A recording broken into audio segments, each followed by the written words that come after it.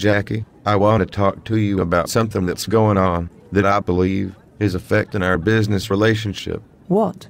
Did I do something wrong? Well, actually, I have noticed that whenever I share an idea or make a recommendation in our team meetings, you verbally reject or criticize what I said. I don't do that, Ricky. I don't criticize you. Jackie, maybe you don't realize it. However, I feel disrespected and devalued when it happens.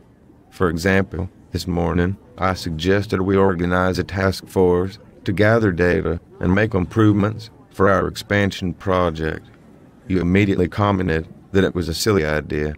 I would appreciate it if you would let me finish instead. Also, I'm concerned that it makes me look bad in front of our vice president. Well, Ricky, I have the right to speak my mind, just like you do. I cannot agree that I will stop sharing my opinions in team meetings.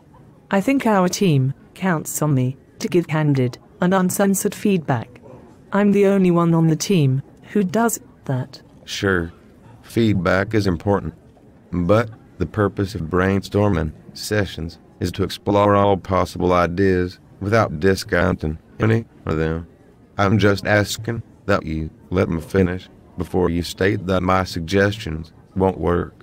Also, it would be less damaging if you simply disagree rather than judging or insulting the suggestion.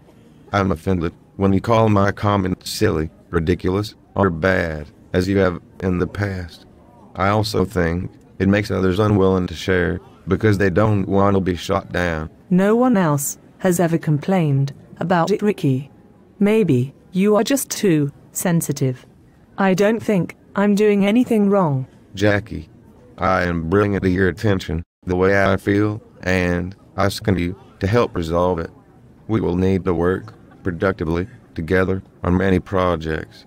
It's important that there are no unresolved issues between us. I'm willing to give it a try, your way.